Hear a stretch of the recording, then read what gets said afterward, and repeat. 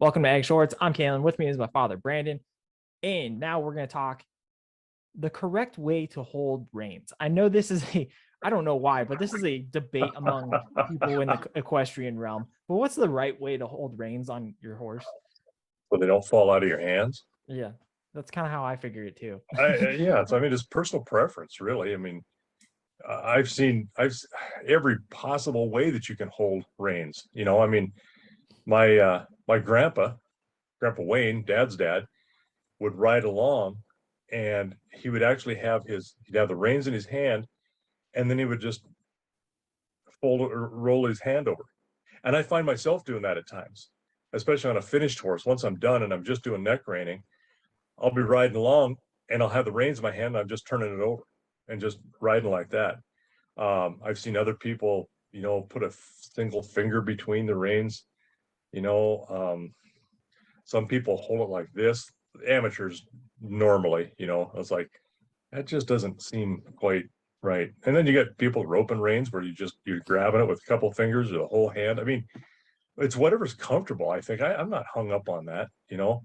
Um, And what spurred that question was like I saw some stuff on Twitter where people were like, "Oh, you're holding the reins wrong." I'm like, dude, I mean, also like you said, if you're new to riding, like tying them up, I'm not gonna like discount that because then right, like where your hands hold and stuff like that right. because you're getting used to it. But at the same time, like, okay, maybe you're a grown up and you've done this for a while. Maybe you can untie your reins now. So you like, I'll give you a hard time for that. But I'm never gonna judge anybody based off how they hold their reins. I'm like, that's how you're gonna judge somebody's entire skill set based off of how they hold two things of leather in their hand.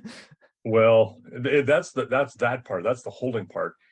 You want the reins even. You don't want one with a Yeah. lot of slack. I mean, and you see people that are unaware of that. That's just a very amateur or beginner, thing that they're not aware of what they're really doing.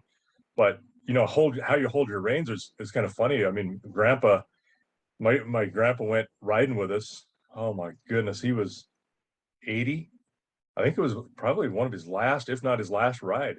You might have been on that. There was a picture of us. Yeah, it was.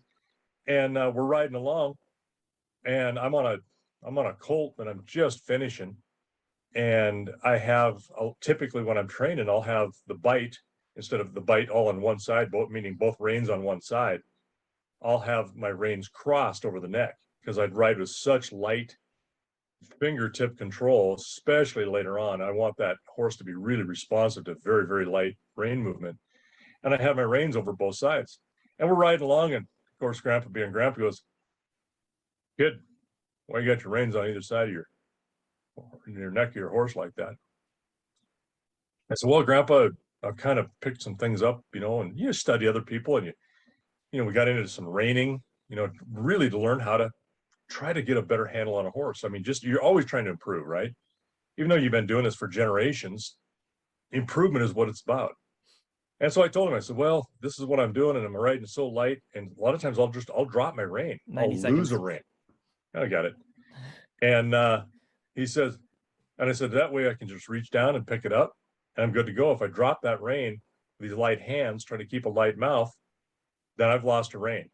And he goes, "Huh, good idea." So it's all personal preference, and if it matters to you, it matters to you. Yeah. Well, the other thing too is if it works, right? That's right. Yeah. All right. That's the correct way to hold reins on a horse. Whatever's way is good.